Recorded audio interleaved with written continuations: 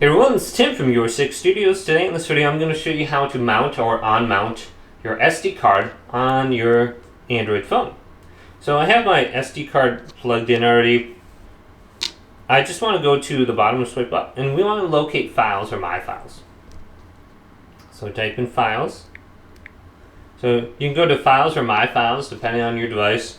So most of you will probably just have files, and this is Google by files or something, files by Google. Then we can just go back out into the home screen here. And then we can go to SD card under all storage. Then top right, go to the three dots, storage settings. And then we have the option to unmount it. So we can just go to unmount.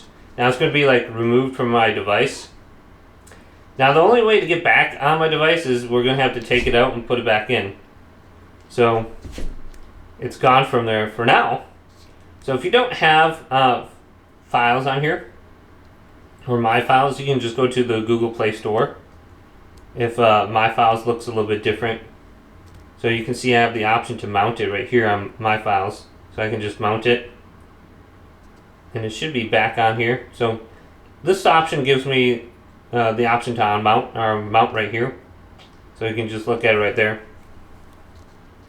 But hopefully this video did indeed help you out. Did leave it a big thumbs up and subscribe to my channel down below.